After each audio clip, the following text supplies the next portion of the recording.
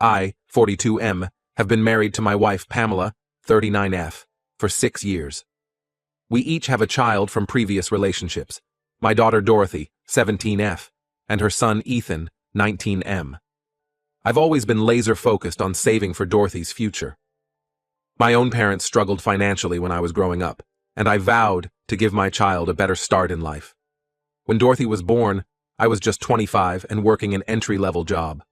Her mother, Jessica, and I weren't married, and our relationship was rocky. Despite the challenges, I opened a college savings account for Dorothy when she was just a month old. Those early years were tough. Jessica and I split up when Dorothy was 2, and I became a full-time single dad. I worked long hours at my main job and picked up weekend shifts bartending to make ends meet. Every month, no matter how tight money was, I put something into Dorothy's college fund. Sometimes it was only $20, but I was determined to keep it growing. As Dorothy got older, I explained to her why I was working so much.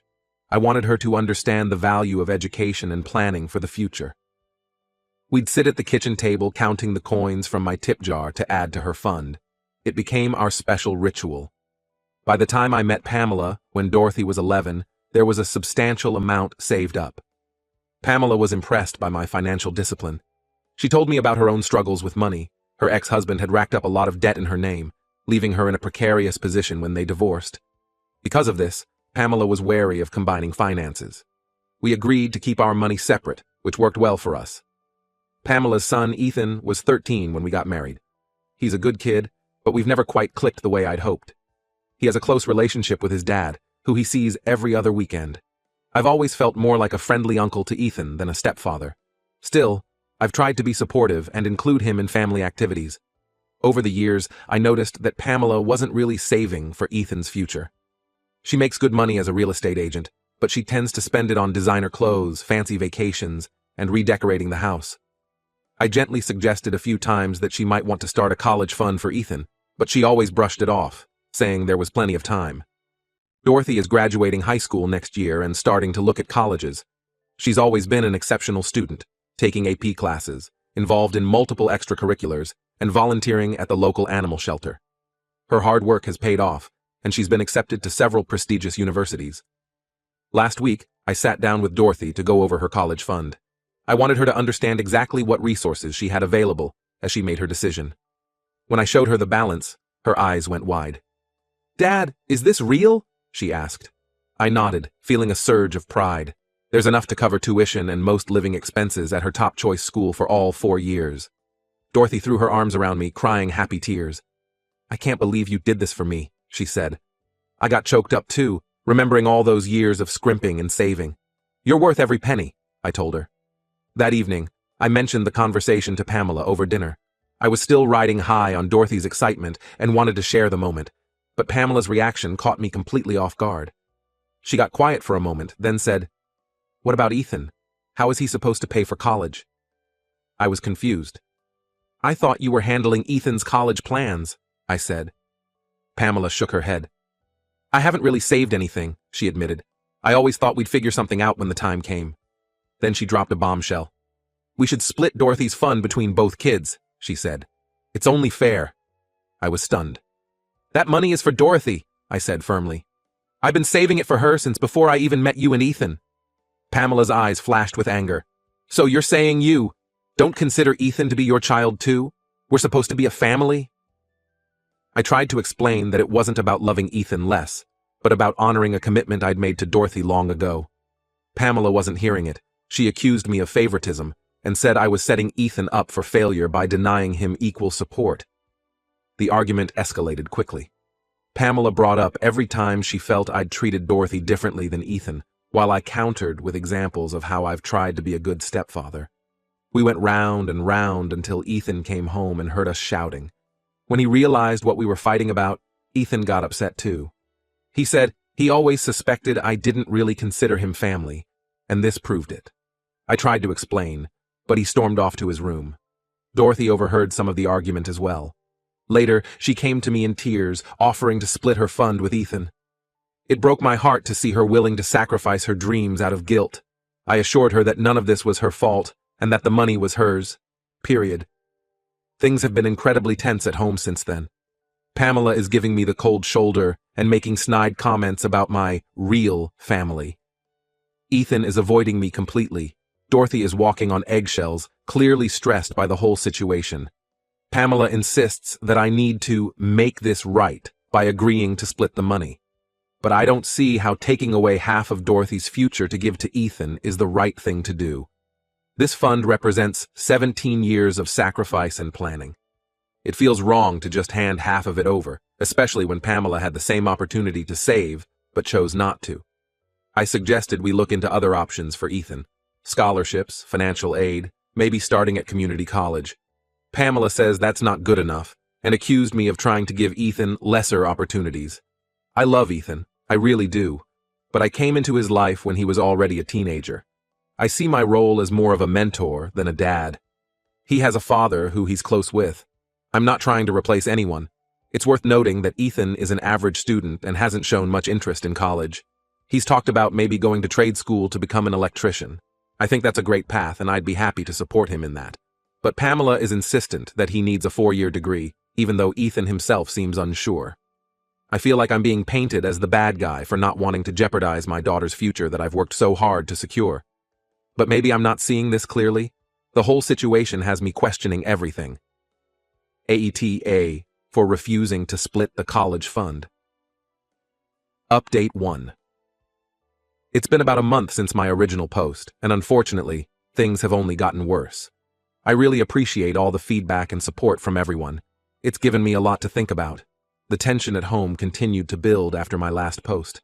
Pamela and I were barely speaking, just coldly coexisting in the same space. Ethan was clearly upset and started avoiding me completely. Dorothy was stressed out, and I could tell she felt caught in the middle, trying to keep the peace. I tried to have a calm discussion with Pamela about Ethan's future plans and how we could support him without touching Dorothy's fund. But every conversation quickly devolved into accusations and rehashing old arguments. Pamela kept bringing up times she felt I'd favored Dorothy, while I pointed out all the ways I've tried to be there for Ethan. We were just talking in circles. Things came to a head last week. I came home from work early, hoping to catch Dorothy before her shift at the animal shelter. Instead, I found Pamela and Ethan sitting at the kitchen table with a bunch of papers spread out. When they saw me, they both jumped like they'd been caught doing something wrong. It turns out my instincts were right. They had gone behind my back and applied for several credit cards and personal loans in my name, using my personal information. Their plan was to use this money to fund Ethan's education since I refused to help. I was absolutely angry. Not only was this a huge breach of trust, but it could have seriously damaged my credit and financial future. I confronted them immediately. Pamela tried to justify it, saying desperate times call for desperate measures and that I had forced her hand by being selfish. Ethan looked ashamed but didn't say much. I told Pamela this was completely unacceptable and possibly illegal.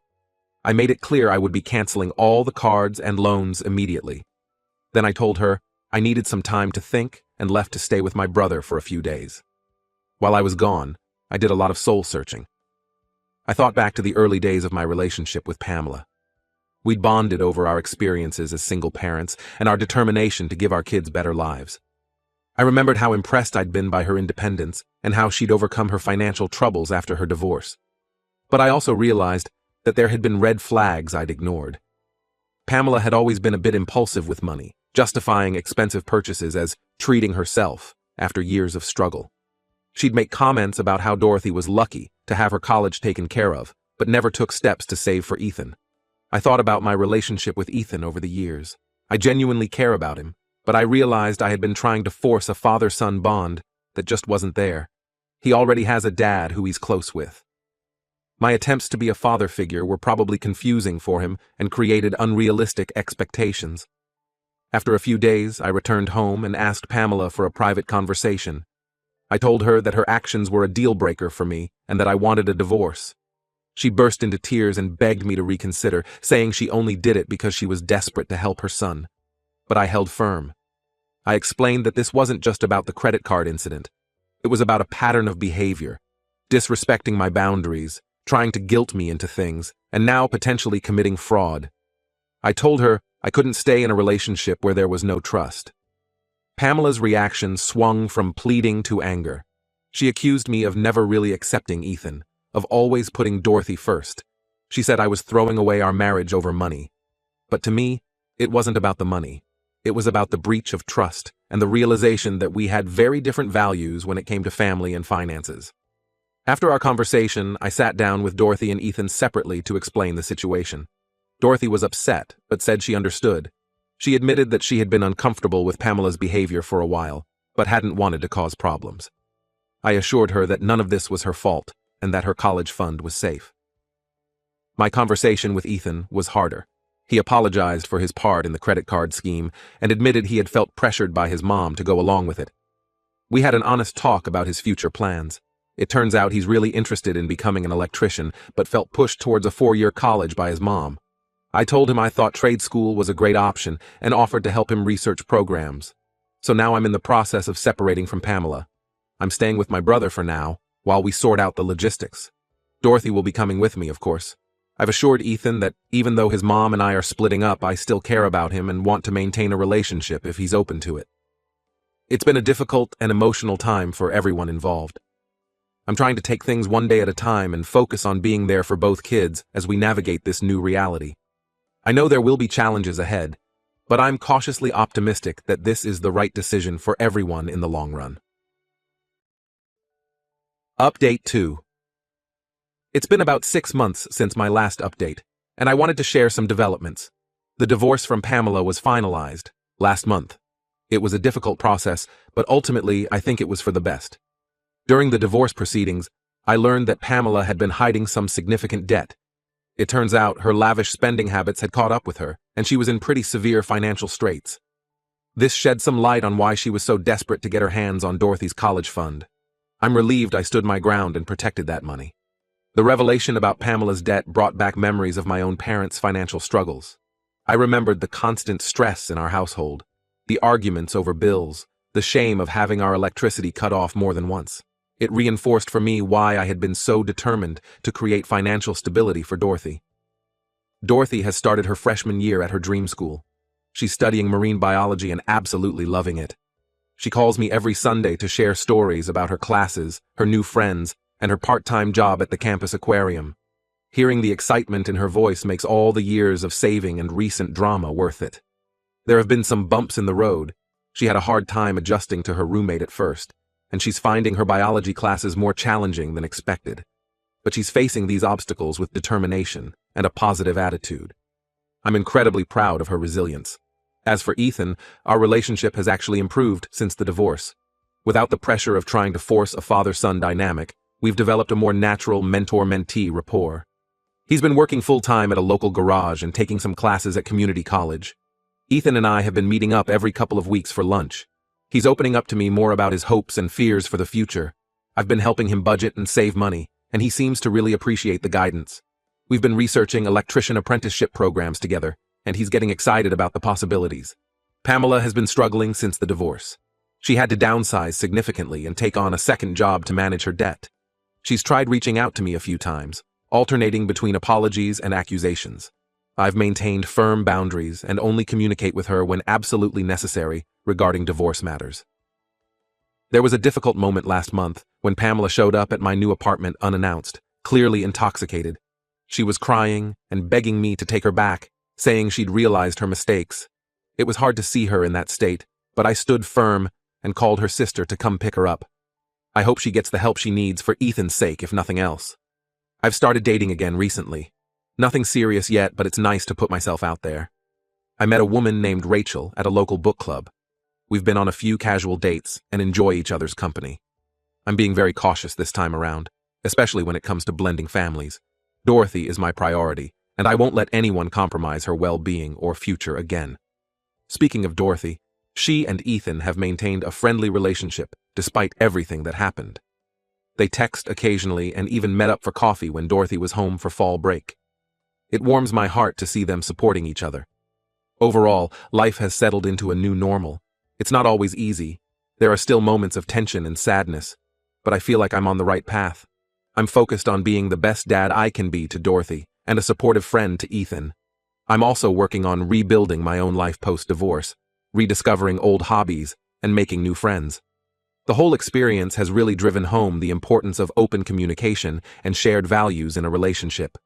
It's also reinforced my belief in the power of planning for the future and sticking to your principles, even when it's difficult. As I watch Dorothy thrive in college, I'm grateful that I trusted my instincts and protected her future.